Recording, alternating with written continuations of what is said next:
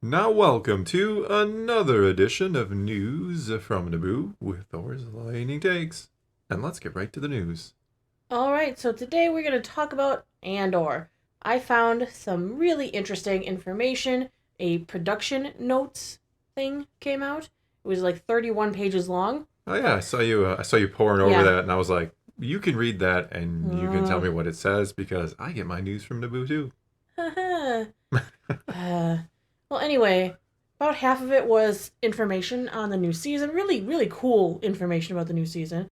And the other half of it was just accolades on the different actors, the writers, directors, different people who worked on the show, kind of talking about projects they've been in the past, etc. Okay. All right, so kind of the first thing they talked about was the fact that this is 12 episodes that is covering 4 years. Yeah, each arc is supposed to be like a snippet out of that year, right? Well, officially, the episodes depict the most critical events that happen over the course of each year that ultimately put Cassian on his path of rebel leader and eventual hero. They're saying that history itself kind of serves as a source of inspiration for how the storytellers were approaching Cassian's story. They say history is cyclical and repeats itself. There are countless revolutions and rebellions and empires that rise and fall over time. Our show takes inspiration from 6,000 years of history to ground the events of the show. We aim to tell a story that feels real and truthful, and it just happens to take place in a galaxy far, far away.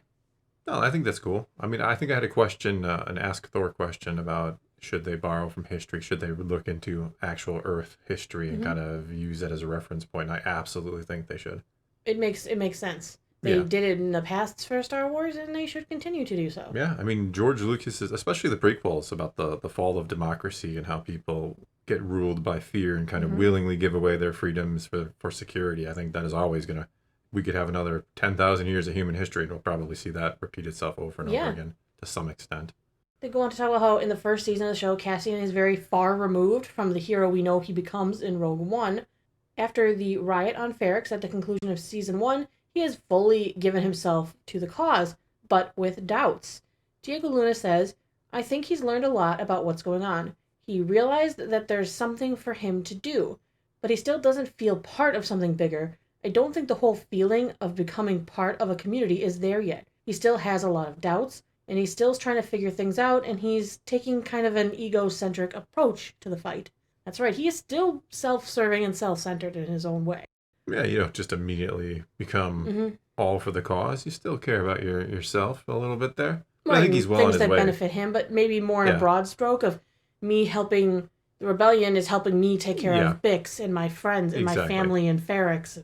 Well, yeah, well, we talked about that the other day. I mean, if you don't have personal stakes, it's very hard to care about something. Like, if you're just asked to be a part of the revolution, well, why? What do I get out of it, right? What is Mm-hmm. the greater good is great and all, but you do need that. Hey, I get a little something out of this too, or the people I care about too. Exactly. It's more than just him at this point. Yeah, they're not Jedi. Jedi are the ones who just care about the greater good. And like, hey, I don't need to get anything out of this because I do it for that greater good Yeah, he's alone. he's not to the Cinta point No, yet. well, no, Cinta's a different story. Cinta's is about revenge. I don't think she really wants to get. I mean, she does, yes, but I think that character is just all about Mm-hmm. getting what she thinks she deserves in a way, the retribution she deserves to Mm-hmm. get on the Empire.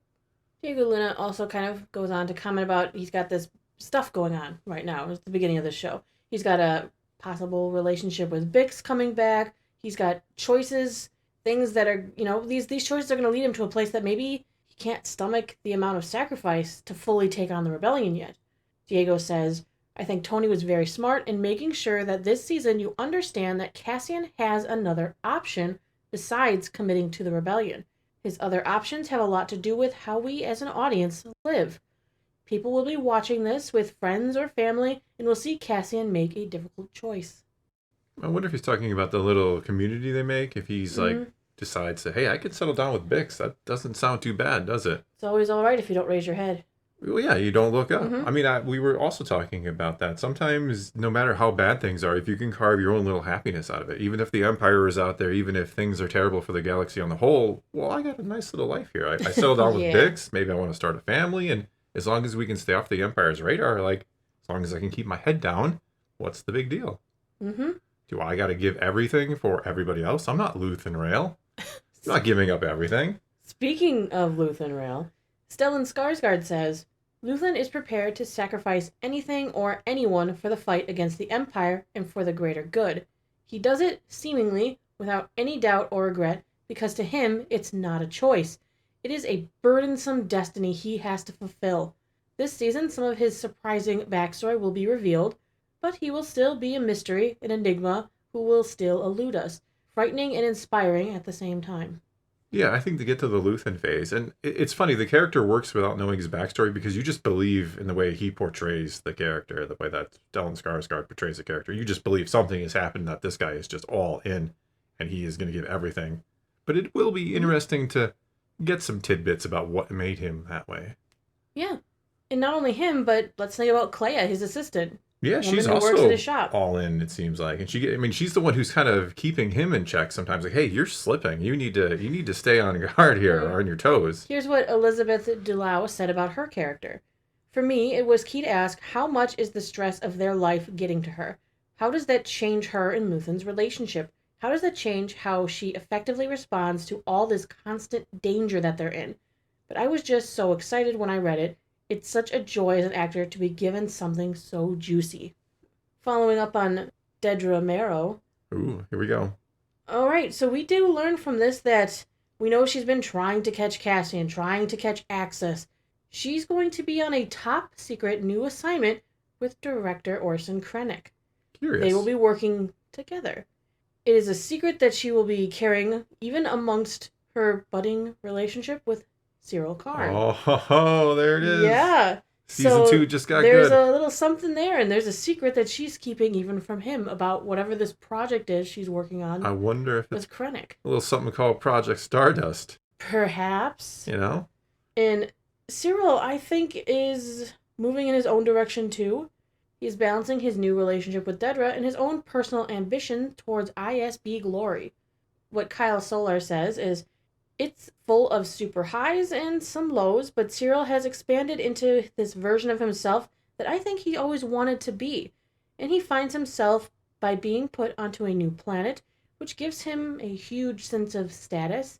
He's at the Bureau of Standards. He's moving on up. He's making a name for himself.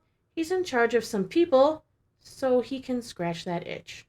He likes to lead, doesn't he? He likes does. to get that. He likes that little power. He's power hungry, power trip, yeah. Mm-hmm. One of the next things they talk about is Gorman. Sounds like it's going to be a very interesting. We know what allegedly happens there, according to legends. Yep, some ships land on some people. Yes, but they say the concept for the Gormans was to depict them as a peaceful, civilized, proud, cultured, and wealthy, but insulated people. Tony decided that their main success in the galaxy is the manufacturing of fine Gorman twill. It is woven from spiders native to the planet, so they kind of made this like aesthetic of an elegant European kind of vibe. But the idea was to create a place that felt like it could really exist in the galaxy and still feel fresh in Star Wars. That they have their own sense of culture, their own sense of history. They even have their own national anthem that we will be hearing. Okay. They do say in the first 3 episodes of the show, the team will be blending 3 separate storylines to kind of reorient fans as to where we left our cast of characters at the end of Season 1. We see the ramifications of Mon Mothma's deal with Davo. We will find them at the wedding of their children on Chandrila. Cassian leading missions now for Luthen. He's going to wind up on Yavin with a group of rebels that will hold him captive till they realize they're fighting for the same cause, kind of showing you how separate the cells really are. We're going to see the aftermath of Ferrix, Bix, Willema, and Brasso kind of picking up their lives on the agricultural planet of Mina Rao. All right, sounds good. I'm in. Yeah, there's also the sad news that Nicholas Britell, he had some family issues, some personal matters. He did not get to score the entirety of it. He does have scoring credits for the entire thing, but he shared the workload this time.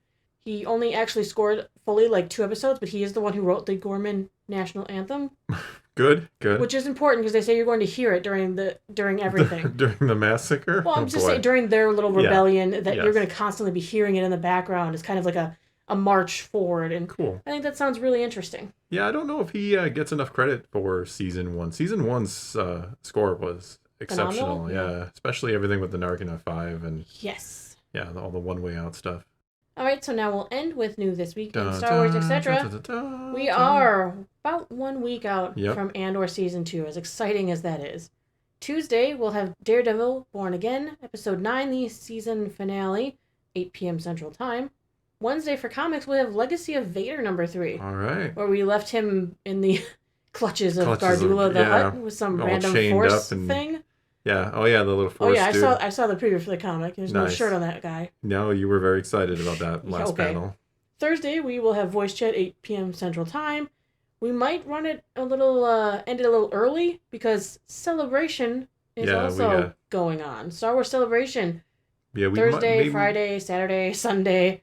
Yeah, Busy weekend. we'll have to see. We might have to postpone it or something this week. I don't know. But we'll yet. let you know if you're in the Yeah, if you're Discord in what there, the yeah. plan is, seeing as Celebration is In very Japan. important. Yeah, it's a celebratory time.